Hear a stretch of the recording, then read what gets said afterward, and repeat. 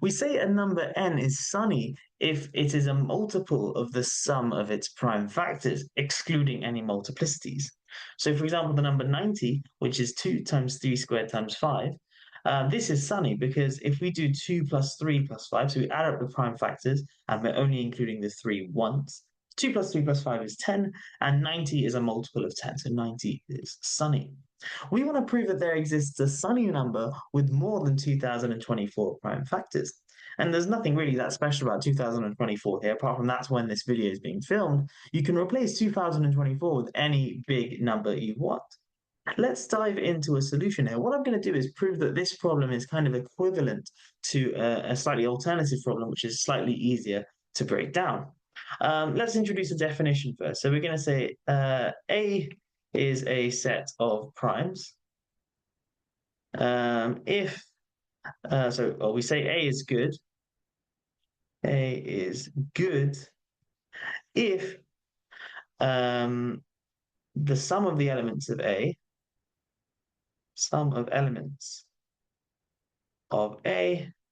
is not divisible by any prime outside A. So let's just give some examples to break this down. Well, this is just a definition of what we mean for a set of prime numbers to be good. So let's give an example of 2, 3, and 11. If this was my set A, this is clearly a set of primes. And if I look at what 2 plus 3 plus 11 is, 2 plus 3 plus 11 is 16. And now if we look at the prime factorization of 16, that's, well, just 2 to the 4. And so there are no prime numbers in this prime factorization outside the set A. In other words, 2, well, because 2 is in this set. However, if we took the set A, which was, let's say, instead just 2 and 5, then 2 plus 5 here, that would be 7.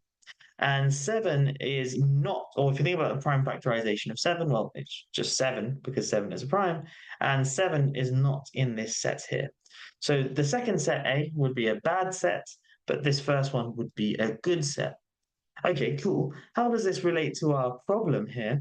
Well, we can actually show that to prove that, or to solve this problem, it's enough to find a good set A which has at least 2024 elements. Why is that true?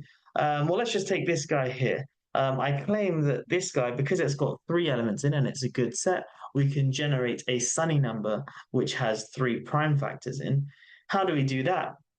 Well, we just do 2 times 3 times 11, and we raise each power to kind of whatever sufficiently large number we require here. So here, because 2 plus 3 plus 11 is 16, which is 2 to the 4, I'm actually going to have to raise this 2 here to the 4 to accommodate for it.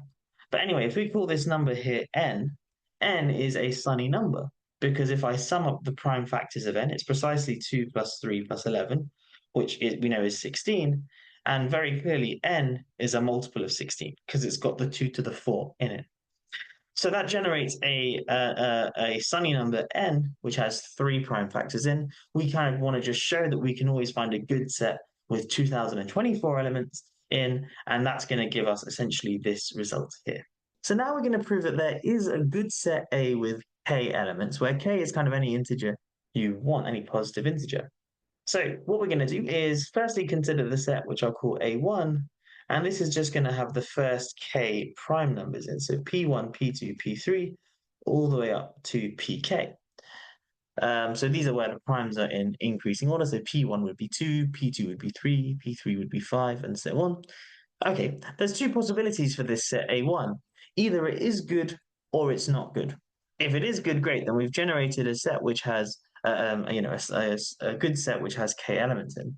Otherwise, we're going to show that there is a good set with k plus 1 elements in.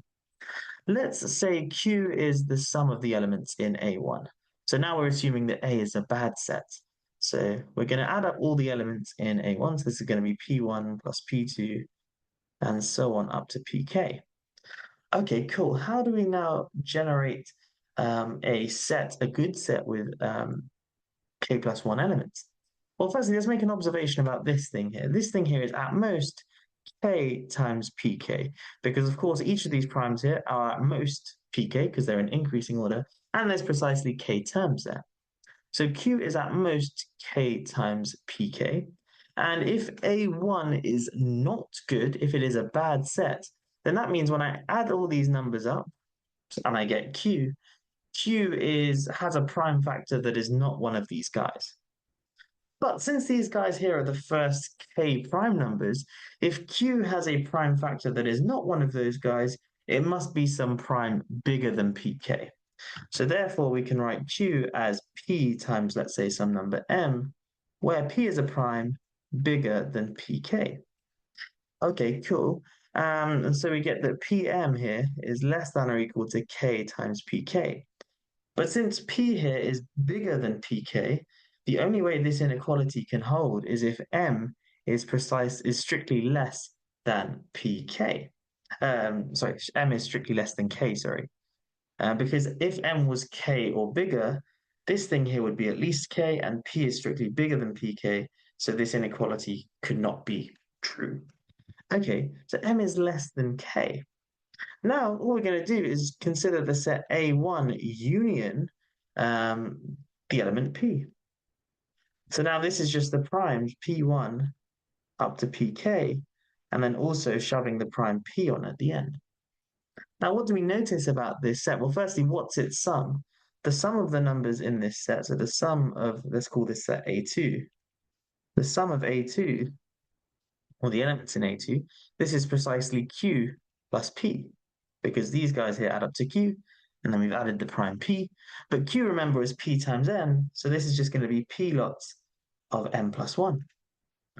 But P here is clearly going to be a prime factor of this sum, and P is part of this set. Good so far. And since M is less than K, that means that M plus 1 is at most K. And since M plus 1 is at most K, and K is obviously going to be less than or equal to the kth prime number, we get that every single prime in the prime factorization of M plus 1, we don't know what it is, but those primes must be less than or equal to pk, and so therefore must be in this guy here. And so therefore, the sum of the elements in A2 gives us a number which has prime factors only in this set here, and so therefore A2 is a good set, and it has k plus 1 elements. And so therefore we've proved that given any positive integer k, we can generate a good set either with k elements or with k plus 1 in. So provided we just let k equal 2024, we found a set with either the 2024 elements in or 2025 elements in, and that will allow us to generate a sunny number. I hope you have enjoyed this video. It's a pretty nice problem, and I think there's lots of ways to kind of hit a dead end with this one. And it's not super clear how you would approach this, but I think the solution is quite nice.